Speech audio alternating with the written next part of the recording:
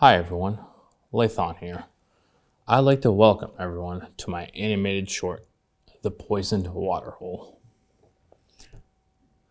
You are about to embark on an incredible journey of friendship and teamwork.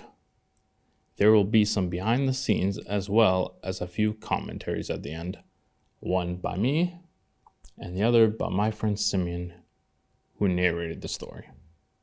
So sit back, relax, and enjoy The Poisoned Waterhole, and I will see you all later. Thanks. Bye. The Poisoned Waterhole. An evil kraken has poisoned the water supply with its ink. A sloth, an elephant, and a hippo have to stop the evil kraken to save their waterhole.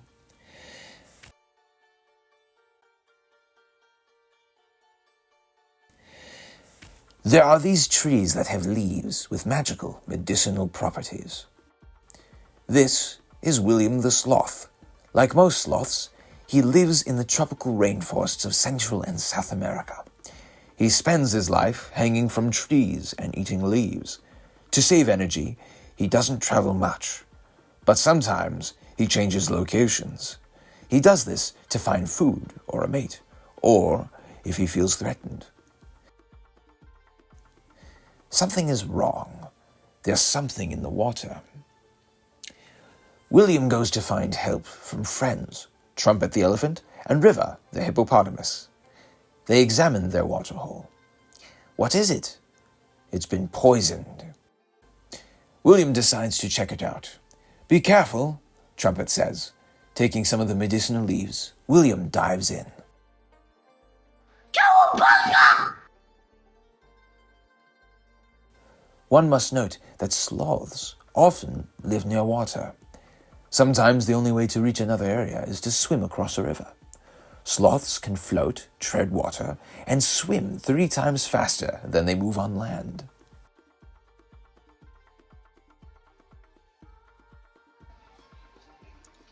Hi, I'm Paul. I'm Makila. I'm Chris. And together, we're the voices of LeThans Art. And if you're watching this movie right now, that means you clicked the wrong button.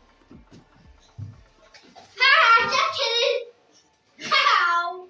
Hey guys, don't you think it's time to get out to the movie now? Sure.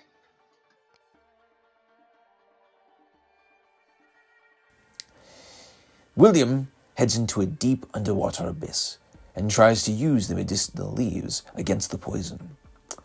Above the shore, Trumpet and River worry about their friend. He's been down there too long. But William can also hold his breath underwater for up to 40 minutes. He does this by slowing down his heart rate. Not bad for the tropical rainforest's favorite slowpoke. Something happens. William sees something. It's a monster. Big eyes appear. Oh no! Don't go any closer. The Kraken. Run, William! Swim away! William swims as fast as he can back to his friends, but the Kraken's tentacles are approximately 50 feet long. As William is about to be caught, the fierce tentacles feel a bite. Bang! It's River. He's come to save William. Leave him alone! The Kraken is enraged by this, and the chase is on. The two friends swim up to shore just in time. As the Kraken reaches the surface, its tentacles are once again grabbed, this time by Trumpet, the elephant. The beast gets pulled out of the water and thrown into a tree. Take that, says Trumpet, while blowing some of the leaves onto the injured beast, leading it to its death. The friends rejoice. Their waterhole is now healed with the help of the medicinal leaves. They are safe. That's all, folks. Hello, my name is Symeon. I am the narrator for The Poisoned Waterhole by Thanasi, Hamos, and I'm going to make a brief commentary on why I like the story. It's a very brief, short story which I narrated, and one of the primary principles that I really like about the Poisoned Waterhole is the value of friendship. And not just between animals of the same species, but different animals. And drawing it to life, different people. And I'm going to give the example from the Poisoned Waterhole of the friendship between William, the sloth, River, the hippopotamus, and Trumpet, the elephant. They're different animals, but they're friends, and they bond over the fact that they each need food, and they need to help each other get food. In this case, it's a waterhole that's been poisoned by a squid. And I think that is a really important show, an example of friendship. How working together with people who are different than yourself, but you all have one goal which you strive towards, and you help each other get that goal. You help each other get to that. And that's wonderful, and that is one thing that I think is really nicely put in the Poisoned Waterhole. Another brief aspect I would like to cover of the Poisoned Waterhole is actually within the descriptions of the story itself. There are actually almost educational details about animals that normally you never really would know unless you actually study the animals yourself. And especially for the audience that the Poisoned Waterhole is directed to, which is children, I think it's very useful. For example, I'm an adult, and I never knew that sloths actually are 3 times faster in water than they are on land. I never knew this. This is completely different, but I learned that from reading and narrating the Poisoned Waterhole. And overall, it's a really wonderful story that emphasizes friendship and education. And I think those are just some of the on the surface primary values that are in that story, and hence why I think it's a good story. So that's all I have to say about the Poisoned Waterhole. I enjoyed narrating it, and it was a wonderful experience, and it's a wonderful story. From an acting perspective, you really need to think about what the characters are going through emotionally, about putting yourself in their place. You're trying to build a whole personality on these guys and adapt them to the world today. In writing The Poisoned Waterhole, I see these animal friends who come upon a conflict or a kraken has contaminated their water supply. And they need to work together to not only save their waterhole, but also defeat the monster who has threatened their home. And they need to overcome certain obstacles to succeed in the mission to which they're striving for. Let's take a look at some examples.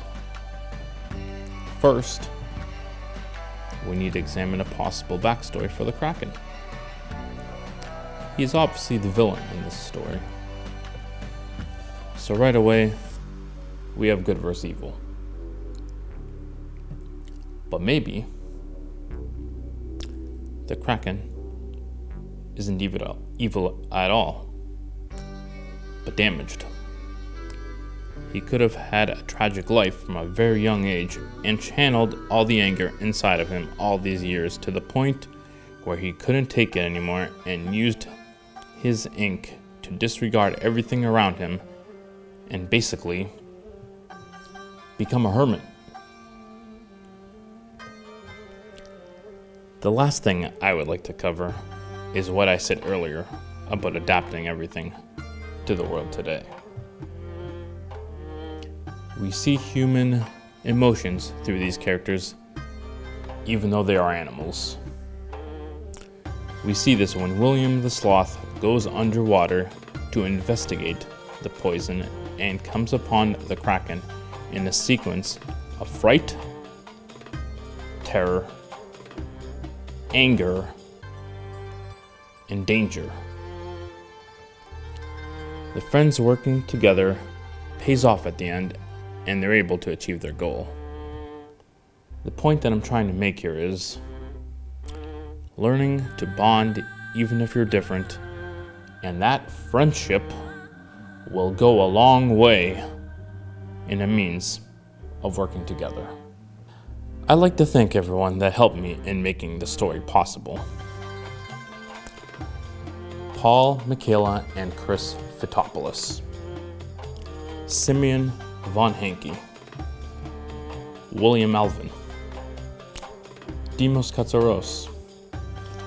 Haas Katsaros. Nectaris Konianis. And to all of you, the audience, who has watched and gone on this journey with me. You see, it all comes down to friendship and teamwork again. So this really is the circle of life. So thank you again, and I hope you enjoyed The Poisoned Waterhole. Thanks. Bye.